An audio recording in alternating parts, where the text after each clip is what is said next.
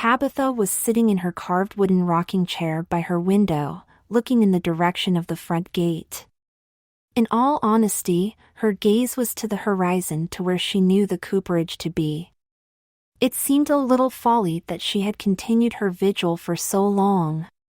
Some would say that 2 months is hardly long, but if they knew that she was engaged to be wed to Lord David Somerset, Duke of Beauport, of the House of Lancaster, then they would be seriously wondering why she would pine for someone else.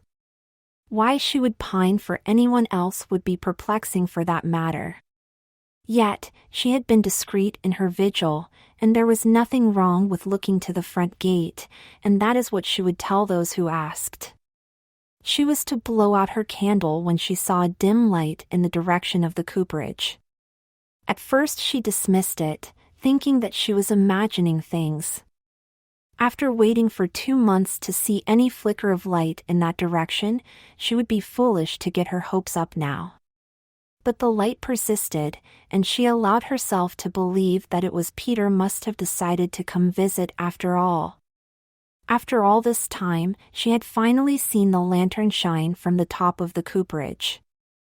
She took her hand mirror and placed it behind the candle sitting on the windowsill. The candle had been replaced every day, but there was still a vast amount of wax that had been burned through tonight.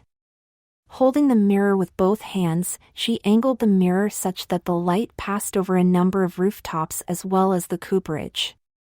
Tabitha panned back and forth 3 times, now more hopeful than ever that she would see Peter soon. Tabitha rang her bell to summon her person maid. If only it was this easy to summon Peter, she thought to herself, then banished the idea. She didn't want to have Peter as her personal maid, though she hadn't given much thought to whom she would select as her lady's maid. She was going to be wed soon, and she would require a lady's maid to handle her affairs.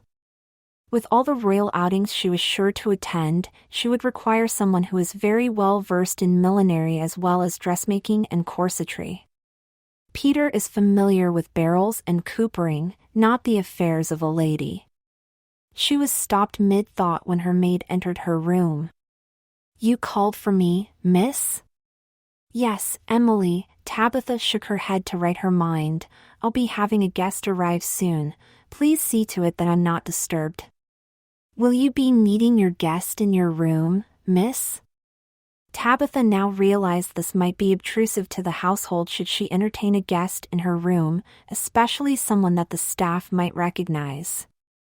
Yet, the staff of the Fairfax household knew better than to pry into these circumstances, and so she figured that having Peter in her room would pose no problem. "Yes, I will be meeting with my guest in my chambers. Would you bring another chair in?"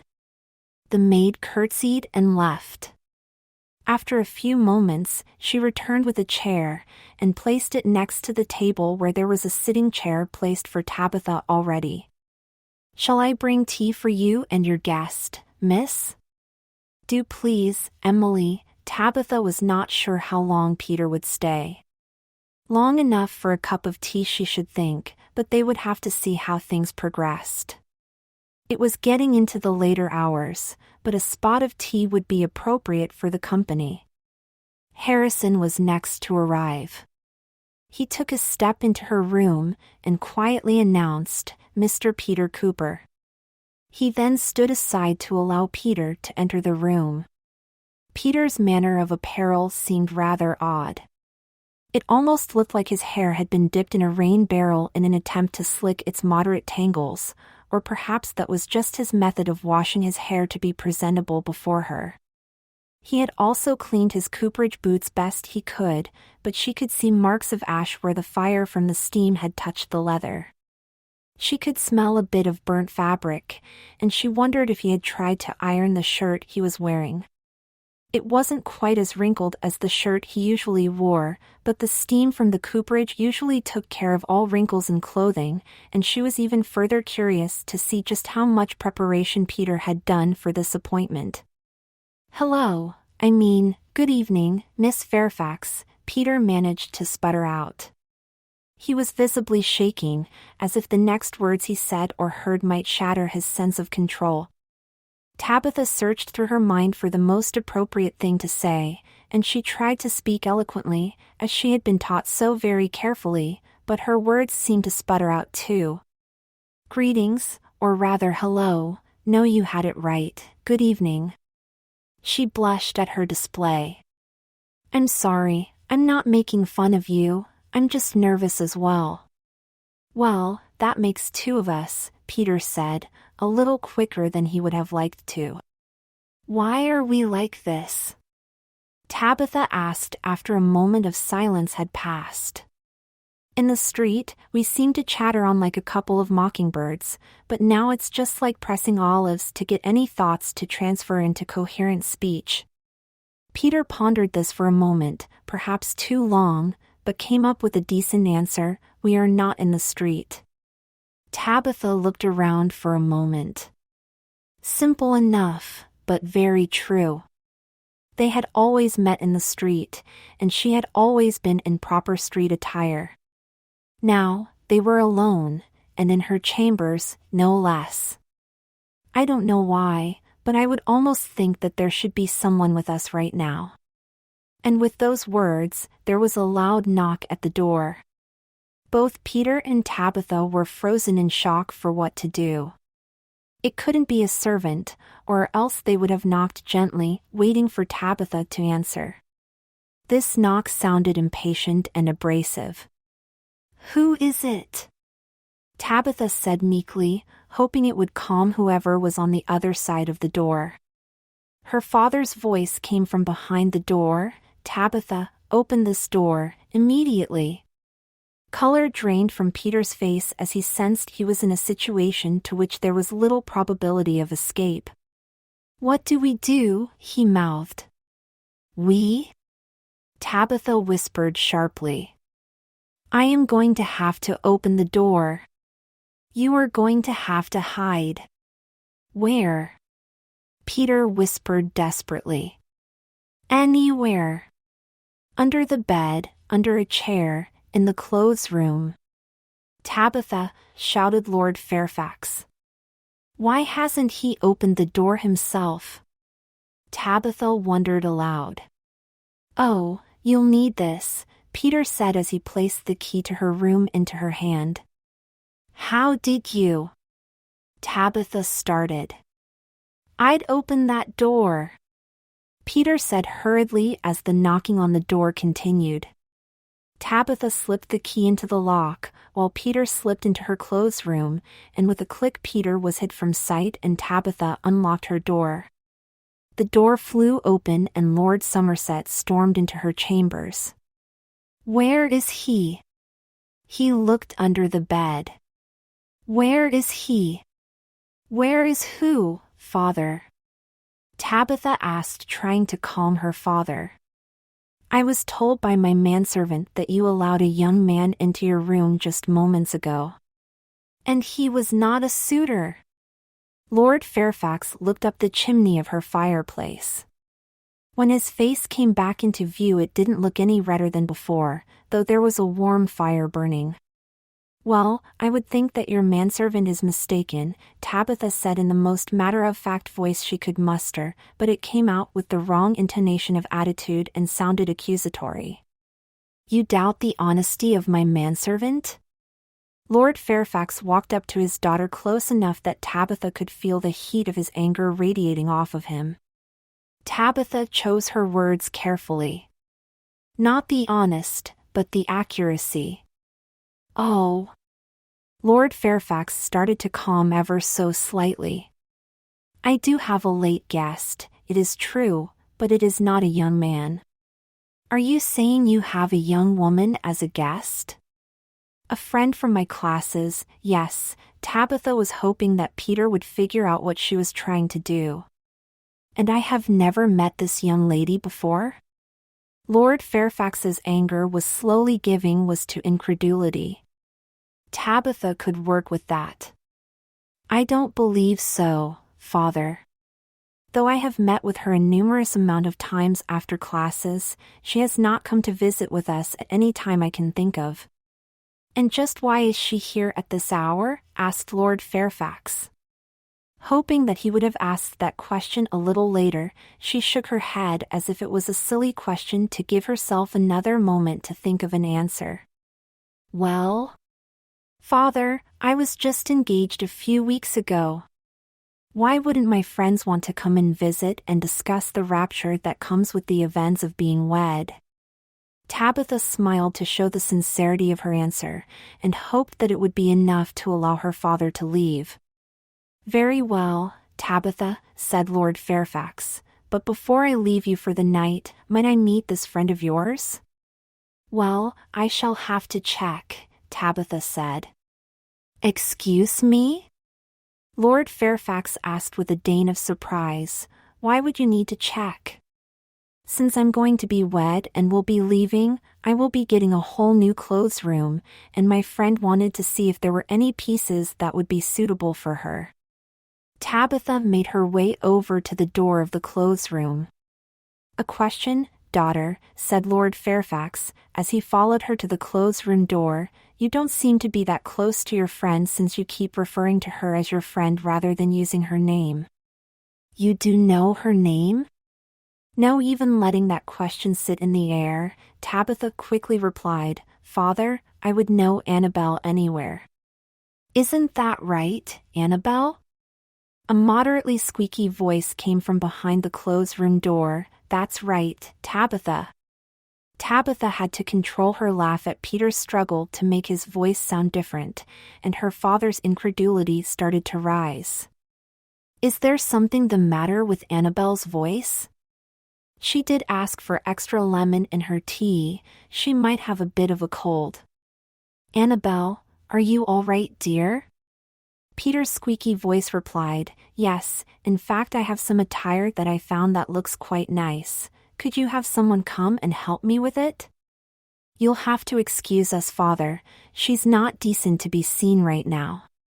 Lord Fairfax was calm and careful as he said, I bid you good night, daughter, but know that I'm going to be watching your room carefully. And from now on, I would have you to speak with me regarding any guests that you have entering the house. The door closed, but did not lock, as Tabitha thought it best not to lock the door immediately after her father left. She opened the door to close closet to find Peter with a look of disbelief on his face. I can't believe that actually worked, he said, walking out of the clothes room in a bit of a daze. It was a miracle that Peter had not been caught by her father, but now Tabitha was curious as to how she was going to get Peter, or rather Annabelle, out of the house. Surely her father would be looking for a female figure leaving the house, or at least have someone watching her room to ensure that her story had some sense to it. I heard what you were talking about with your father while I was in the clothes room, Peter said. I must say that you were quite ingenious talking like that on your feet, but now I would like to know how I'm going to get out of here. It was obvious that Peter shared the same thoughts. Thinking for a moment, Tabitha said the thing that made the most sense to her. We simply ensure that a lady leaves the house. Easy to say, but how are we going to accomplish that? I could have my maid sew you a dress, perhaps? That would work. Wait, sorry, what did you say? Peter said with a bit of worry in his voice. Have my maid produce a dress for you. For me? Whatever for? So you will be able to leave the premises, of course. I thought you were joking with that comment. Peter was getting to be a little exasperated by the concept of what Tabitha was proposing. You are suggesting that I don women's clothing in order to exit this building. I would sooner think that scaling the wall from your window using tied bed sheets would be a simpler method. Tabitha considered that for a moment.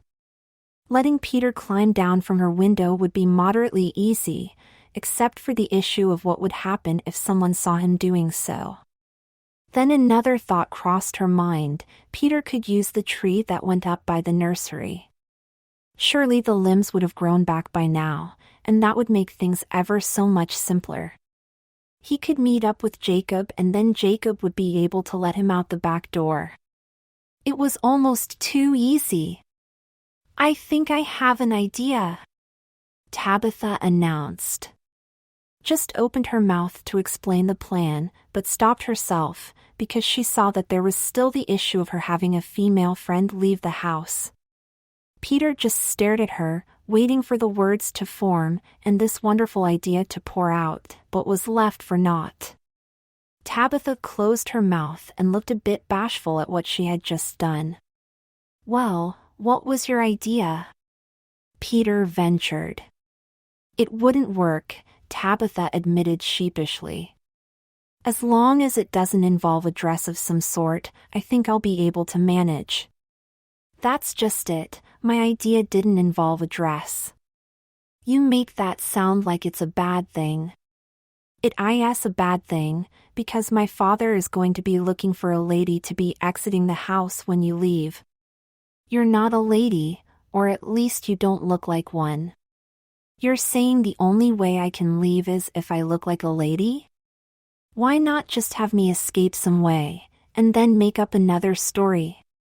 You seem to be quite apt at making stories. Tabitha tried to look at the situation from another angle.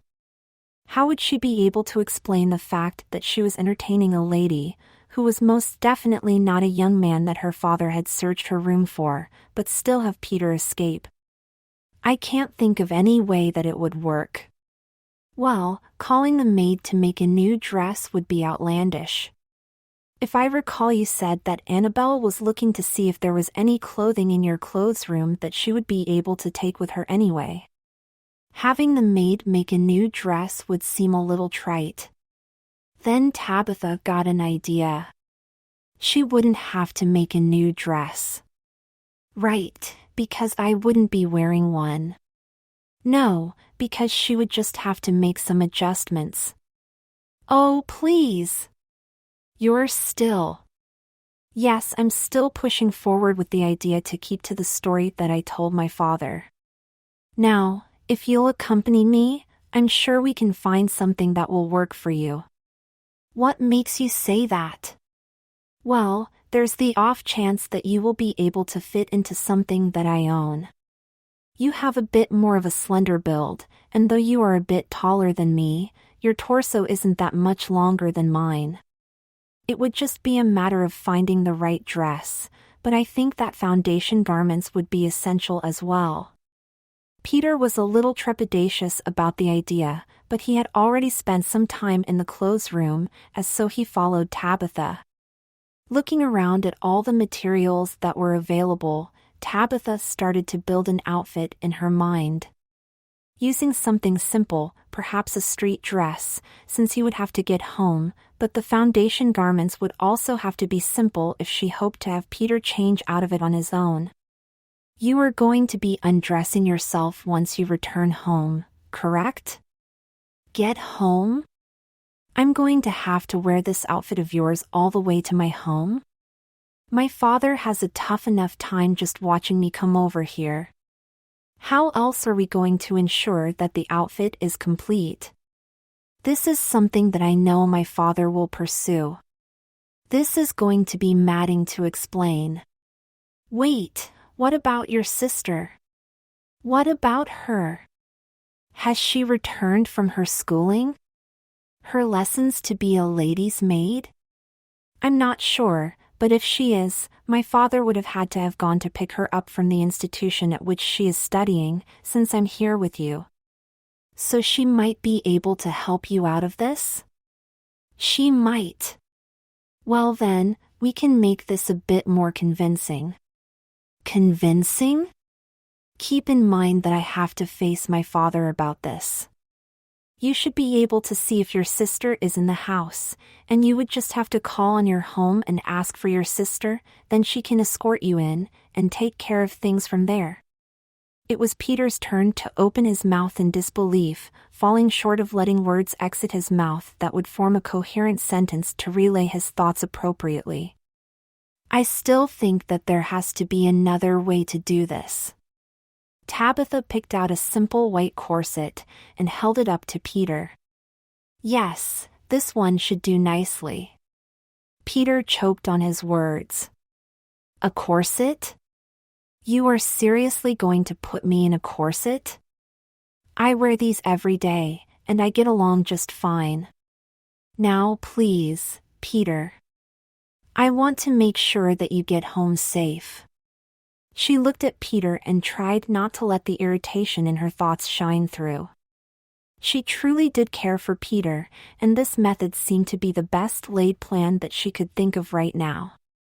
When I come up with a different plan, then I'll go ahead with that. Now please, disrobe, and we can get started. With you watching? I'll try to keep my eyes closed. Keep in mind that my father will be coming to check up on us again soon, and I don't think that I'll be able to use the story that you are still not decent to come out and see him next time. Peter started to disrobe, then stopped. Wait, he said, what about letting me escape through the servants' doors, then have one of your maids leave through the front door, providing the appropriate rouse for your father to believe that a woman has left through the front door. Tabitha thought about that idea.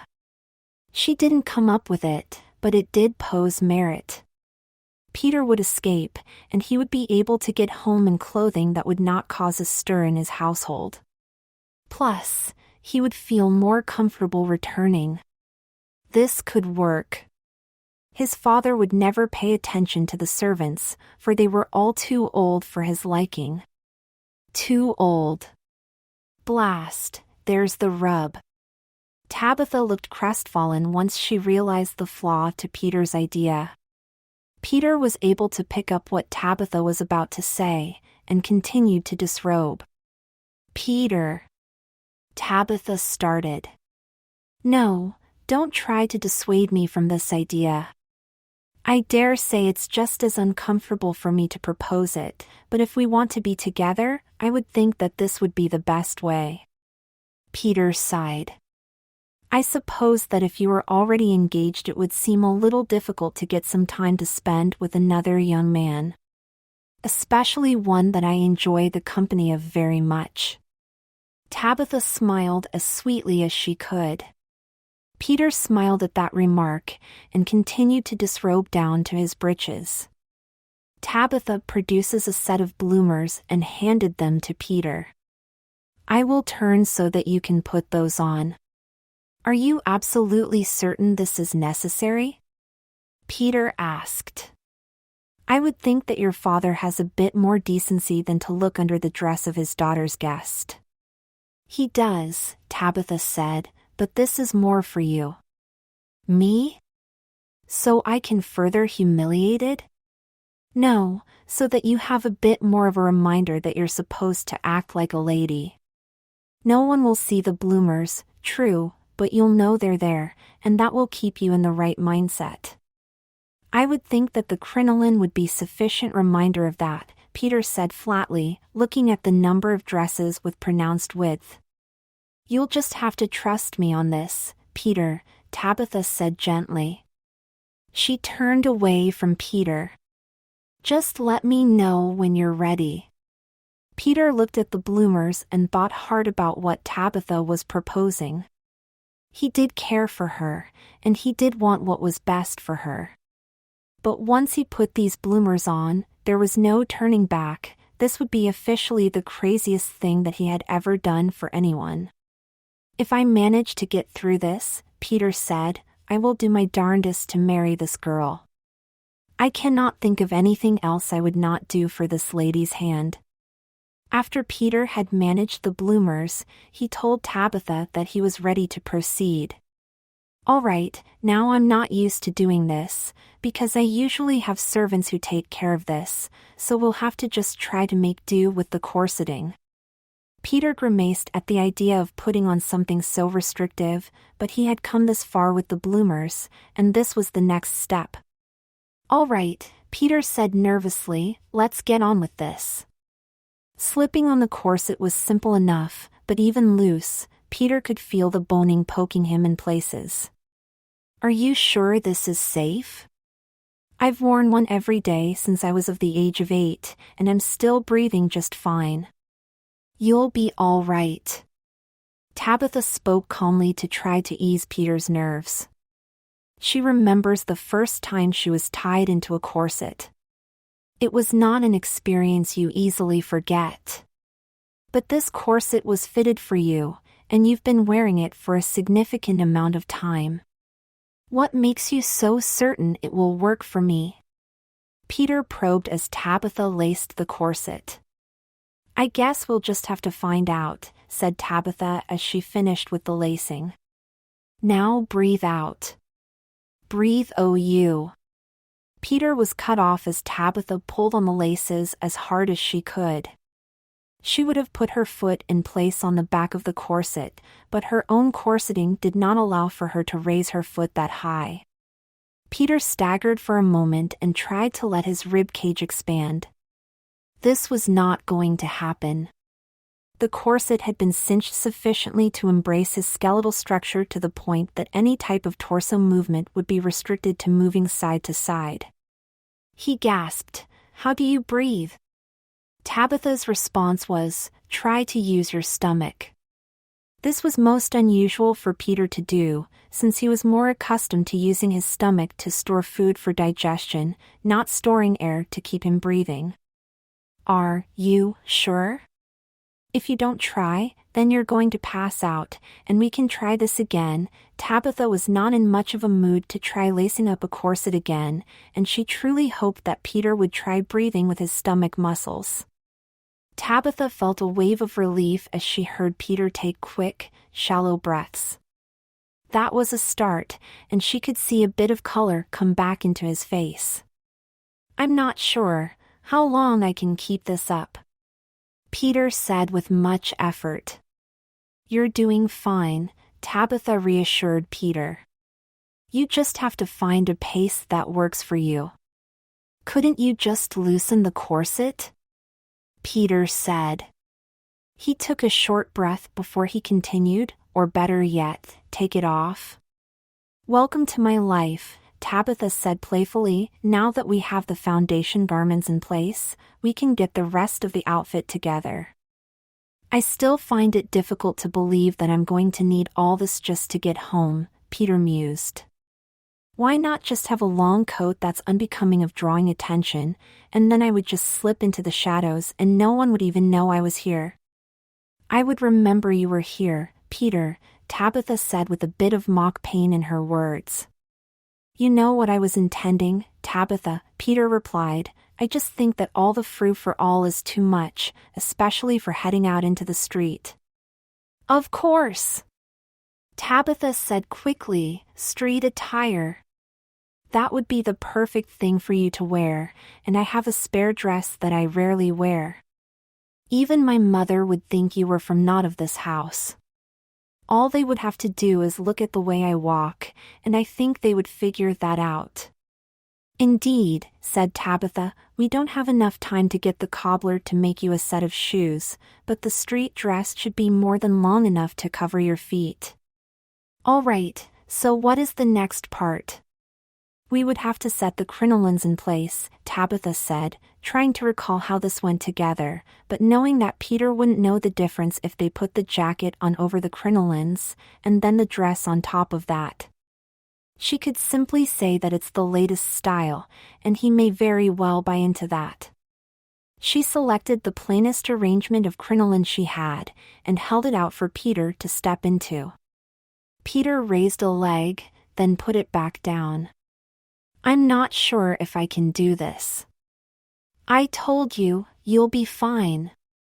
It's not that, Peter said, taking a short breath, then another before finishing his thought. I'm not sure if I can step into something raised at that height. Of course, the corset was restricting things for Peter. Then she got a grand idea. Just step onto the rising in the middle of the room, and then you should have the height needed to get into this. Peter eyed the rising, and saw that it was a small step up off the ground, but would be sufficient to raise him to a height that he could much easier step into the crinolines. I hope this works, voicing his thoughts. He took the step up, and was able to extend his legs into the center of the layers. Tabitha then brought the skirting up to his waist and fastened the buttons to secure it in place. It was a little tight, but then she didn't dare tighten the corset any further. Her maid was quite merciless with corset tightening, and these crinolines went on with ease for her. Mind, they were also tailored for her too, and it was amazing that Peter fit into this as well as he did. Next, we have the blouse, Tabitha said, taking a pale blue silk blouse from a hanger. Raise your arms, please. This was much easier for Peter since his range of mobility was not quite as restricted with his arms. He was not muscle-bound either, but rather limber, so this was even further simpler for him. Once Tabitha had pulled the blouse over his head, she fastened the top buttons, and fixing the high collar. She stepped back to take a look at how Peter looked. The corset had slimmed his waist somewhat, and the high collar covered his Adam's apple. It was just the matter of his short hair that was overly distracting to the whole appearance. She would think of something later. For the moment, she had to get the overdress on him, and then the overcoat. "Oh my," Tabitha said, "there is one thing I overlooked."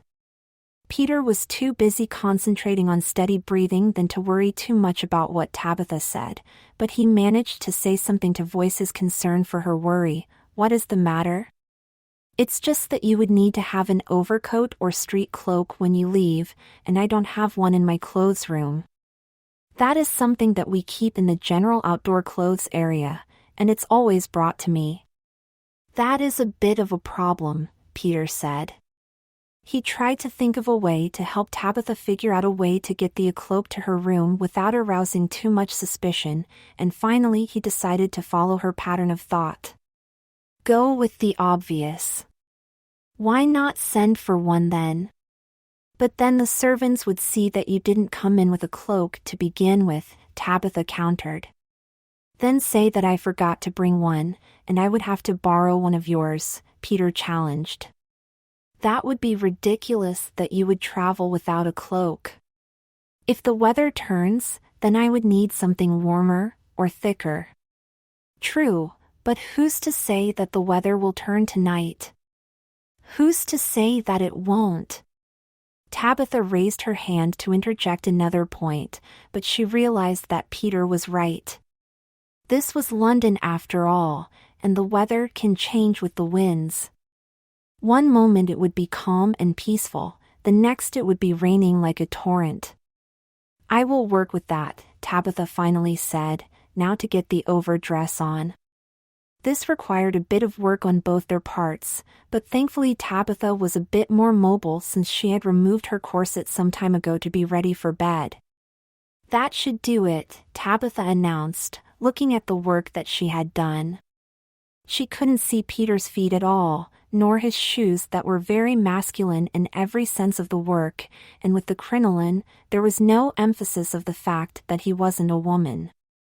Not that anyone would look there, since talking of any business of a woman's body below the waist was strictly taboo. Yet the waist itself was quite formed in borderline feminine with the curves imposed on Peter. It was a wonder that he was breathing at all with that boning creating a new cavity for his torso to rest. His chest was relatively flat, but that was also the style, and she couldn't see anyone coming to notice that, plus the blouse covered up any hair that would be uncomely for a woman to have. His face wasn't that feminine, but a bit of color should solve that. Then the hair. The hair! His short brown locks would certainly betray this illusion they were looking to set, and that would have to be addressed before the cloak arrived. If only she had something to cover it, and a powdered wig was out of the question. Peter could see the twisted frown on her face. Not quite crestfallen, but disappointed. "Now, what is the matter?" "It's actually the same matter that we had before," Tabitha said woefully. "Your hair just isn't feminine." "Oh," said Peter, running his hand through his hair, "I suppose not." "What about a covering? A hat, or a bonnet?" "The bonnet would be brought up with the cloak. If my father came in again, that would be all." What about a simple wrap with a handkerchief or towel? She did have a few wraps, but that would be hardly something that would be able to serve as a head covering. Peter pointed at the corner and said, "What about that?" Tabitha looked to where Peter was pointing and saw a bonnet that was a match for the walking dress Peter was wearing. Would that work? Peter queried. Almost overcome with exuberance they had found the proper match to the outfit, Tabitha snatched it off the wall where it was hanging and said, "Yes. This is the exact thing that we need to get you fitted up." Peter stepped down from the center rising and tried to bend over to allow Tabitha to fix the bonnet. "Peter," said Tabitha chidingly, "you can do this yourself, really?" Peter was surprised. How is this supposed to go on? Tabitha giggled a little. "On your head, of course." Peter was still a little lost looking at the bonnet, and Tabitha took it from his hands.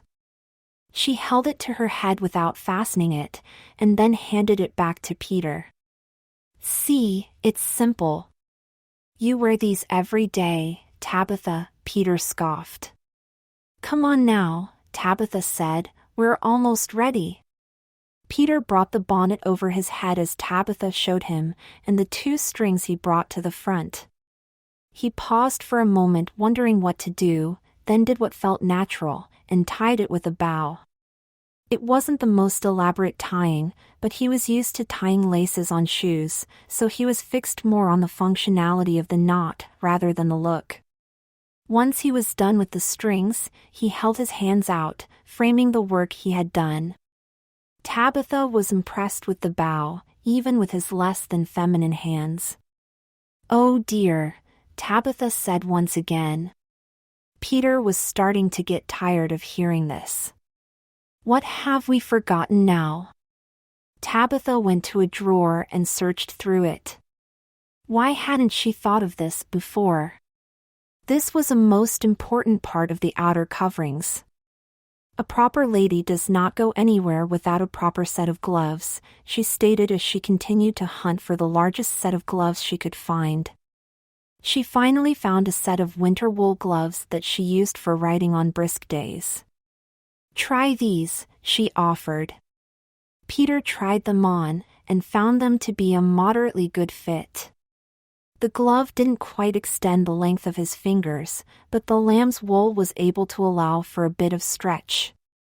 Nonetheless, they were a little tight. "Now are we done?" Peter asked, hoping the answer would be yes. "Just about," Tabitha said. "Now we have to get your face dressed." Peter had to take a moment to take in what she said. "Dressing my face? With what sort of clothing would you do that?" Tabitha smiled as she led Peter out of the clothes room. "Just have a seat at the vanity table, and you'll see." Peter walked over to the chair placed before the vast vanity table. He was taking smaller steps now because he didn't want to tread on any of the petticoats he had on. He tried to sit back as far as he could in the chair, but found the seat to be smaller than he imagined. Try as he might, there was still an odd sensation that he wasn't quite sitting completely on the chair. Tabitha came back to Peter's side with a couple brushes in hand and saw his motions on the chair. "Something the matter with your seat? How do I sit on this?" "That's a rather open question, Peter," Tabitha said with a hint of tease. She knew that he was not used to having all the crinoline providing extra cushioning and sharing space on the chair with him. He was probably also not used to sitting on the edge of a chair. "Sorry, perhaps the better question would be, do you have a larger chair I could use?" Peter was still trying to find a proper space to rest. "Peter, you are just going to have to make do," Tabitha said as she selected a few powders to apply. "I am in amazement how you managed to do this, Tabitha," Peter said as he finally decided to sit in the most moderately comfortable position. "Do what?" "To do this," Peter said, motioning to himself. "Corsets, petticoats, gloves, and now, cosmetics? Oh dear. I'm not going to do much to you, Tabitha said, readying a brush with red blush in hand. Just something to bring out your feminine accents. Now please, close your eyes and hold still. I trust you have done this before? It's not much harder than painting, and I have become quite accomplished at that. Peter had no choice but to be still and hope for the best. He closed his eyes, putting trust in the fact that Tabitha had never lied to him, and though he had not seen any of her paintings, she must be an artist in her own right in order to take on this challenge. Tabitha worked quickly and deftly as she applied rouge and pigment to brighten up Peter's face. The oval shape worked well for her design, and she was actually enjoying the making up. She finally applied a coat of lipstick to his slightly cracked lips, which smoothed out the imperfections and gave it the perfect accent of color. At least she thought so. All right, you can open your eyes now, Annabelle, Tabitha said, emphasizing the name that she had made up moments ago. Why did you call me, Annabelle? Peter said as he opened his eyes. Just look for yourself, Tabitha said, handing Peter her hand mirror. Peter rolled his eyes and took the mirror. After looking at his reflection for a moment, he closed his gaping mouth, and then tried to get some kind of sentence, or at least a word of expression, to come out of his mouth. He was simply stunned by how he looked. Is this me? You're holding a mirror, not a painting, Tabitha reminded him, but if you want to be exact, no, that's not Peter Cooper. That's Annabelle you are looking at. Annabelle, he said. Peter tried to get used to the name that he would be using for the duration of the night. After a moment, he put the mirror down and looked at Tabitha. I think I can do this now. I had my doubts, but I think that I'll be able to step out of this room and onto the streets. Tabitha smiled again. I'm glad you approve of my work. Now I'll page the maid to bring up a cloak and get you on your way. So soon? Peter asked. I was just starting to enjoy myself. Tabitha pulled her bell string to summon her maid. I'm afraid so. If it's any consolation, I was enjoying myself too. I have assembled some outfits before, especially at concessions, but that was the first that I had the opportunity to do it with someone like you. Peter stood from the chair and gave a turn in the attire he was sporting. Would you say that your work is an accurate reflection of my own femininity? Or are we just enjoying pulling the wool over everyone's eyes? Tabitha had to admit, Peter, or rather Annabelle, did make quite the nice lady. Of course there were the odd problems, such as the way he stood. Annabelle, could you courtesy for me? Peter kept on twirling, enjoying the movement of the clothing against his body, not noticing that Tabitha had asked him something. Annabelle? Tabitha was unsure if Peter was too much into the moment, or if he simply didn't realize that was the name to which he should respond. She boldly stepped forward and reached out to catch hold of the blue silk blouse to halt his movement. Before reaching out, she simply asked again, Annabelle, but Peter continued his twirl without notice. Tabitha finally stretched forth her hand and took hold of the blouse. It was enough to get his attention, but her hand slipped from its grip and touched Peter's gloved hand. Tabitha immediately pulled her hand away, as if she had done something very much out of place. She took a step back and lowered her head. I guess you should get going home. It's already starting to get a little dark out. Peter was unsure what to tell her. Should he point out that it had been dark for quite some time since they were able to use the lantern and candle signals? Or would it be better to reassure her that there was nothing wrong with her touching his hand? It was obvious that was the thing she was worried about more. Breaking social courtesy by holding hands this early in courtship. This was courtship? It was remarkable how their relationship had progressed. At first they were exchanging goods on the street, and now he was wearing her clothing in order to make a clandestine getaway. He had his own urges, but he knew that indulging right now would be too much of an issue for both Tabitha and himself. Finally, after a moment of silence and thought, Peter said the only thing that he would think that could reassure her, "You're right. There will be another day. Hopefully I will not have to dress like this again." Tabitha's mind started to spin with ideas. But what if you did? Peter stopped in his half-step towards the door. Excuse me? What if you did come and visit me again, only you were Annabelle, my friend from finishing school, and not Peter, the son of the neighborhood cooper? Peter began to feel a little flustered at the thought. I thought you wanted to spend time with me. If I'm dressed to be this friend of yours, this Annabelle, how will we be able to spend any time together? And by we, I mean Peter Cooper and Miss Tabitha Fairfax? With my engagement, it will be even more difficult to get you close to the house. You saw how my father was? I didn't see, but I did hear, said Peter. You understand my situation then, Tabitha said. I do, I just wish that I could. Peter's voice trailed off. You wish you could. Tabitha said, trying to make sense of what Peter tried to say. Sorry, said Peter quietly. Then he took a small breath. I just find I can get more air in my lungs if I completely empty them. Ah, Tabitha said, nodding in understanding, the price we pay for beauty. Peter tried to continue with his breath punctuated by sentences, I wish I could be of a higher class, so that I can court you properly.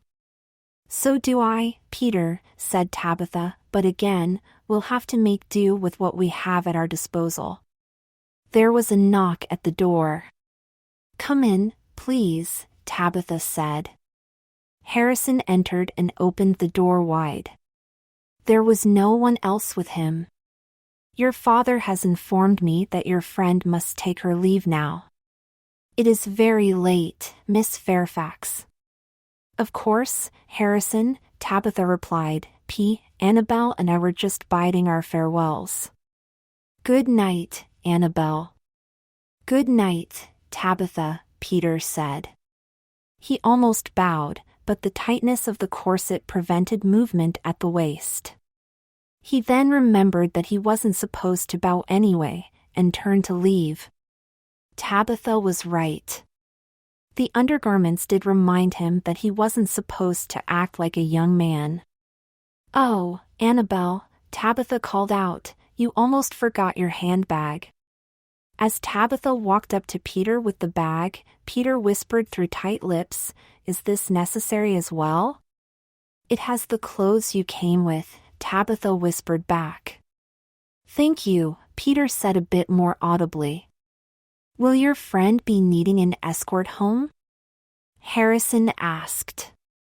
Peter almost shouted, no, but Tabitha spoke first, simply saying, I believe she knows her way from here. You do know the way home, Annabelle? Peter paused for a moment, then remembered that the question was directed at him.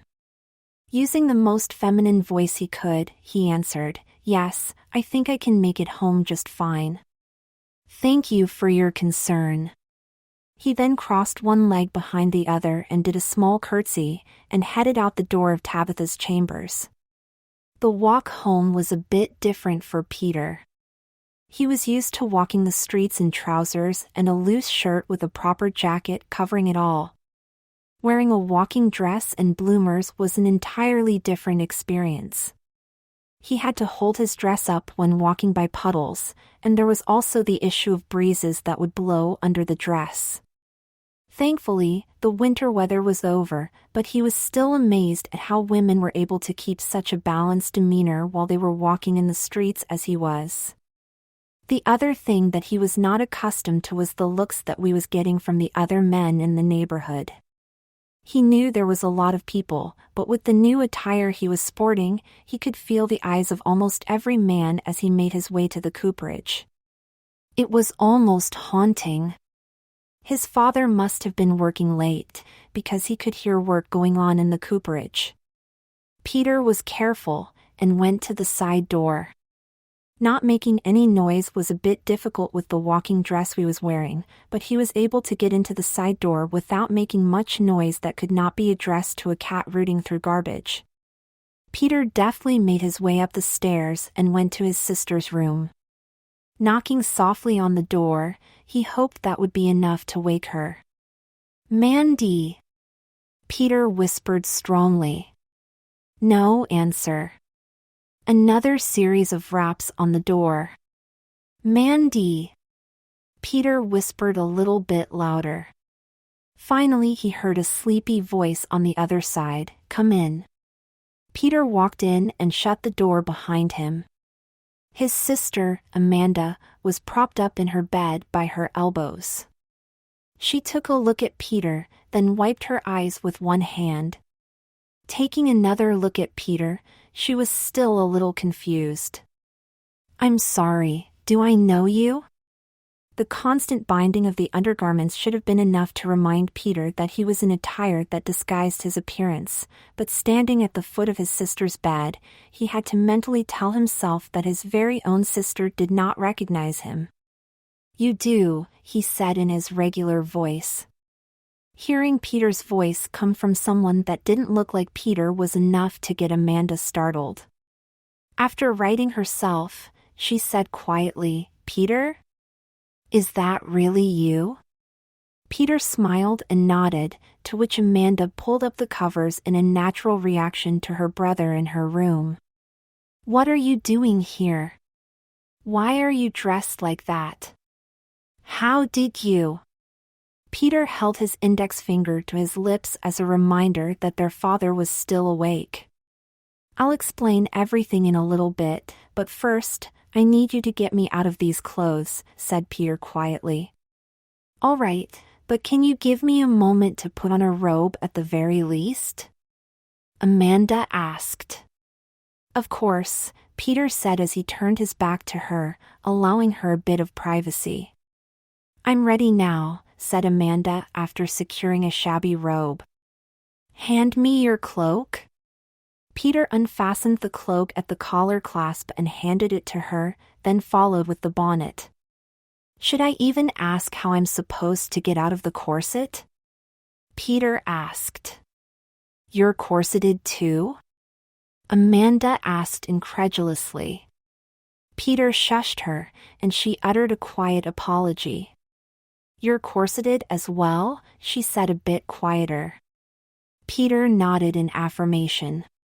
"Just please get me out of this," said Peter. "I miss taking complete breaths." Amanda rolled her eyes at this complaint as she unbuttoned the blouse and removed it from Peter. "You think that's bad? You should try wearing one for an entire day like I do." Peter's head jerked in her direction. "I thought that you were just in school right now. You don't have to wear something like this," Peter indicated to the corset he was wearing, "all day for your classes, do you?" "It's all a matter of getting used to them," Amanda said dryly. "When you are a lady's maid, you are expected to be following in the same fashion of your lady." This was more information than he had ever procured from his sister. He wasn't sure if Tabitha knew that much about her servants, to the point that they were corseted in the same manner that they were. All these practiced protocols, and now the clothing as well? It was a marvel these women just didn't run away and join a pirate ship. "I thought that fashion was all about making a statement," Peter said, "especially with women's clothing. I've noticed that Miss Fairfax rarely ever wears the same thing twice, and if she wears it a second time, it is with different pieces to complement it."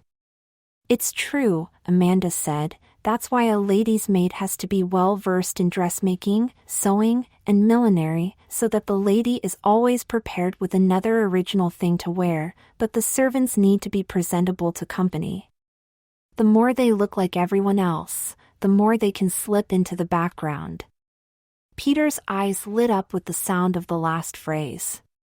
Did you say, slip into the background? Amanda stopped her work at unfastening the crinolines. What of it? You have never taken a very strong interest in what I do. Why so now, Peter? The whole reason that I wore this outfit was to slip out of the Fairfax house without anyone noticing me. You are saying that servants are supposed to do that all the time? Well, yes, Amanda said with some uncertainty. I am constantly being told that the best kind of servant is one that is not noticed at all. The whole purpose of servants is to save the household operate at minimal interruption. Peter thought on that for a moment. That's quite the split household. One side works and makes sure that everything goes well, while the other side carries on as if nothing else matters but them. Amanda shrugged. That might be unfair, but that's the way things are. Why does that bother you? Well, I supposed it doesn't, Peter said. I just wish that I could be on the other side. That's all. You fancy this Miss Fairfax? You say that like it's a bad thing. It is a bad thing, Peter. Amanda whispered hotly, the only people who get close to a lady like this Miss Fairfax of yours is her husband and her personal maid. Yes, I know, Peter said. He hung his head for a moment, then smiled and looked to his sister. Did you say personal maid? I did, Amanda said warily. I hope you are not thinking of asking me for anything. You're training to be a lady's maid, Peter said. How far along are you? I'll be finished in a couple of weeks, Amanda said. Do you expect me to be her maid? That would work for the time being, Peter replied, but what if I was able to take that position? You're a young man, Peter, Amanda stated strongly, but quietly. One of the requirements of being a maid is that you are, well, a maid. That you are a maid, or simply look like a maid. Peter countered, who really knows what's underneath that dress? Peter, that was uncalled for, and sister or not, I don't like talking to you about this, Amanda said fiercely. Just thinking out loud, Mandy, Peter said, trying to take the venom out of Amanda's voice. You have quite the imagination, Peter. You think that just because you are wearing a corset and walked through the streets of London in the walking dress that you are ready to take a position of service beside a lady? Something that I have been in training for years now? You are beyond thought, little brother. That was uncalled for, Peter said under his breath. Amanda was born just ahead of Peter, as they were twins. Amanda always remembered that little fact and used it against him when Peter was getting too headstrong. I heard that too. Amanda seethed. Amanda, please, try to understand me, Peter said. Right now, Amanda is engaged to be wed, and her future husband seems very cold towards her. I know that I could be a better man for her, I just need to have the chance to prove that to her. Correct me if I am misunderstanding you, but you want to prove you are a better man than her future husband by presenting yourself as a woman? Is that so hard to figure? Peter. That's just so. What? Peter challenged, juvenile? Crazy? Idiotic? You think I didn't think of that when I was dressing into that walking outfit? I know this is beyond what this family has even thought of doing, but I love Miss Fairfax. I would be willing to do anything for her, even if it means that I have to be incognito in order to be around her in close proximity. I love her, Amanda, and I need your help to show that to her. You need my help by covering for you? I need your help to show me how to be a lady's maid. Peter, you are a cooper, and a fine one at that. Amanda was trying to figure this out and talk some kind of sense into him. We are just children, barely aware of what is going on in this world. We can't just go out there and expect to solve problems that are so beyond our control that we can't fathom how they even came to be. You are going to grow up, make barrels like your father, and his father before him. Coopering is the lifeblood of this family, and if you disrupt that, there will be nothing else. Then why are you going off to be a lady's maid, if cooperage is so strong in this family? Peter shot back. Amanda wanted to answer, but she held her tongue. You don't have an answer to that? Peter retorted, you take down all the ideas I have, but your own employment you have nothing to say to defend that? Why don't you help in the cooperage then?